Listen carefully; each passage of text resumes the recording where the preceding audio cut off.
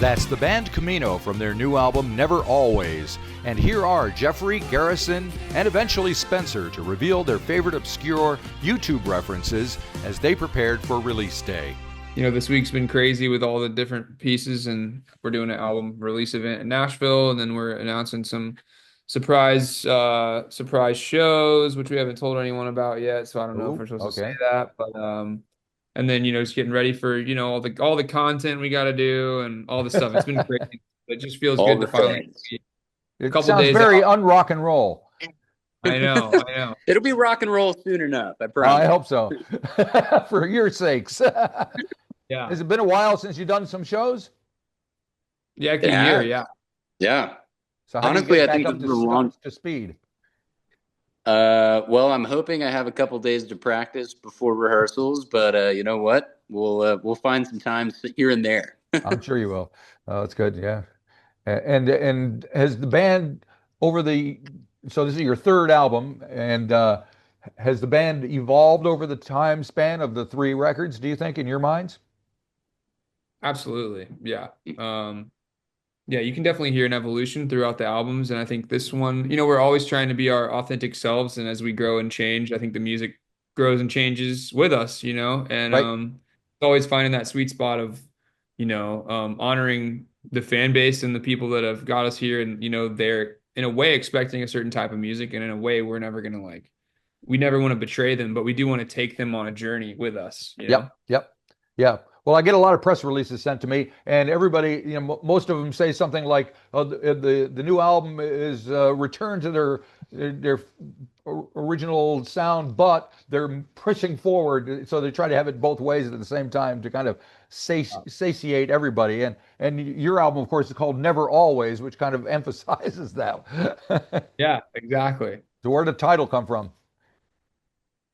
It's kind of just like about the album is really just about all these extremes of life, like life has all these extremes and extreme feelings, but as we get older and kind of learn, kind of feels like the real good good living happens kind of in between, and when you can learn to find that balance between all these, extremes and I feel like we're all kind of obsessive people at times and emotional people and highs and lows and I feel like as we getting older, just learning to find that sweet spot and that balance and that in between, never and always.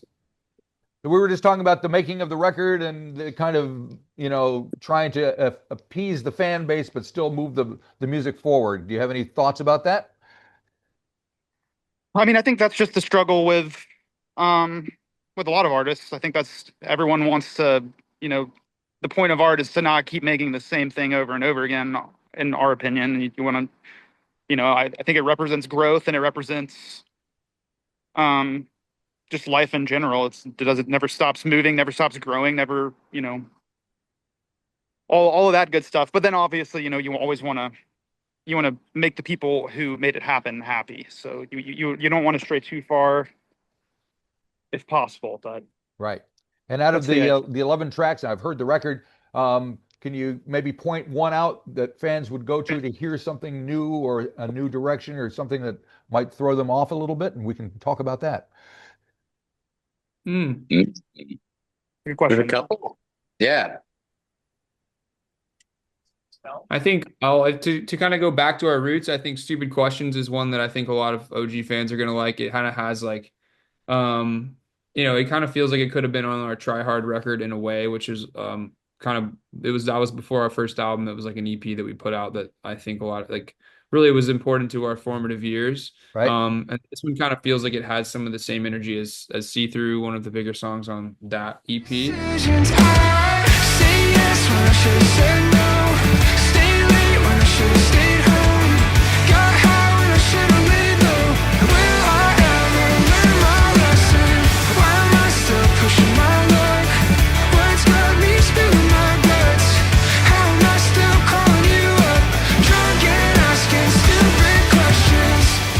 So I'll say that one definitely kind of, I feel like, kind of ties the record to what we've been and what we've always been in a way. And I think some other stuff um there's a song called Pieces that's a little bit more like the production is just a little bit different. It still feels like Band Camino, but I think it's a little bit more just like it's more of a representation of what we listen to now. It's a little bit more like I don't know. We did a lot of like open tunings and we listened to a lot of like Midwest grungy emo, more like grunge, like I don't know, Midwest emo rock kind of stuff. Right. And this one has a little bit more of like, I don't know. It's a little simpler too. It's a little less big shiny production and more like kind of sounding like just the boys jamming in a garage. So I keep myself in pieces if I get it together. Like when I see it all, make up a million pieces. That wasted potentials, it looks so good on me. And what was the vibe like in the studio when you were making the record? I mean, yeah, it was great. I feel like I know for a fact that we've done this record different than any record we've done before. In the past, we've worked with our good friend Jordan Schmidt on every song on the entire record. And this go around, we've self-produced a lot of it. We've done some with Jordan. We've done some with a guy in LA named Jordan. Oh my goodness. So sorry. Jonah Shy. Okay. Yeah, I feel like we've taken a lot of just like stabs and chances on this record, sonically, lyrically, and it's been kind of fun just experimenting and trying new things, working with new collaborators. And yeah, I mean, I don't know if you guys have anything to that, but we've taken a lot of liberties and just tried some things and see what sticks. All right. Yeah. Yep. And you mentioned lyrics. So lyric wise, I noticed because I'm watching comments in YouTube especially, and people really, they find something to connect themselves with the songs, usually through the lyrics. So how much time do you spend on the lyrics, and what do you think about how that is going to relate to whoever's listening to it?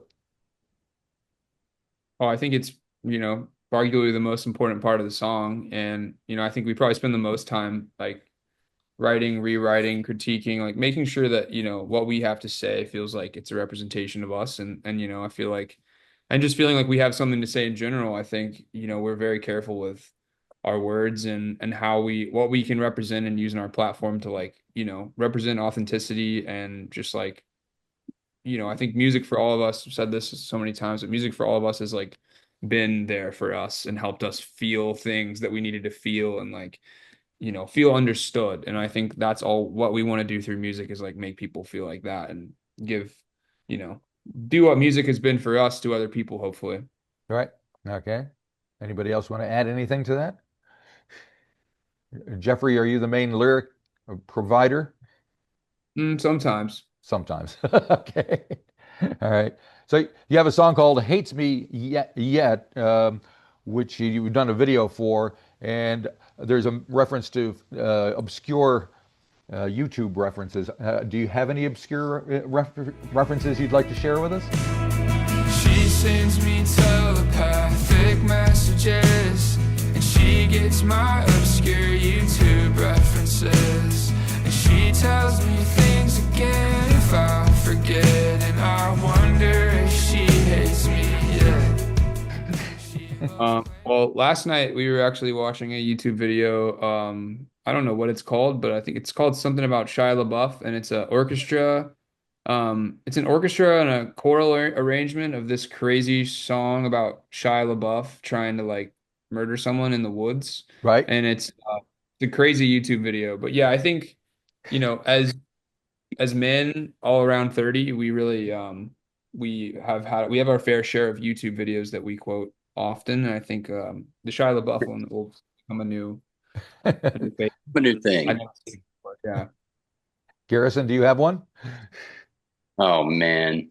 I don't know. Probably so. Obscure, maybe not anymore, but growing up, Balloon Shop was a big deal to me. Okay. I don't know if you guys agree with that, but oh, so fun. Right. And Spencer, you've had time to think. Yeah, I got lucky on this one. I the for whatever reason, the first one that popped in my head, there's this video. This is like in the infancy of YouTube. This is Yep. probably 2003 or 4. Yep. And there's a video. It's called Power Thirst. It's essentially making fun of like energy drink Right. commercials and like the whole culture behind lifting weights and stuff like that. So it's just like a spoof on that. Okay. They made a couple different versions of it. It's very silly, and It sounds like it might be. Yeah.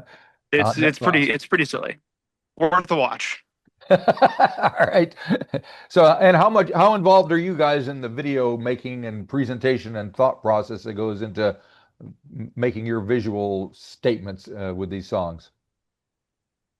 I'd say we're pretty involved in a way. We definitely, work with a lot of talented people who help us bring the vision to life. And I think there's a lot of instances where we have ideas that we're trying to execute, and then there's a lot of instances where I think it's a collaborative effort, and there's other people who we're looking for, like, hey, here we have this music, and we really respect your talents and your creativity on the visual side. So come help us with this. I think that's the cool thing about having any kind of success is getting to work with other people that are talented. And Sure. so I think probably a mix of both, I'll say. Okay. All right. Well, we're running out of time, but I got to ask you about Baggy Jeans. A, the song, and B, the video with the baggy jeans in them. Do you have them available? Do you wear them on a regular basis? What's the deal with that? Crushed all of my dreams, and now that you have free, break my heart in baggy jeans, wreck my life so casually.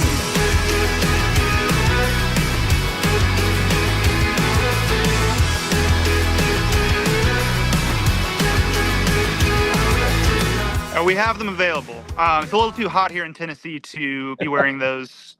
But I'm sure in the winter we'll have to, and maybe even on tour we'll bring them out for a show or two. We'll see. You can get them on the merch table.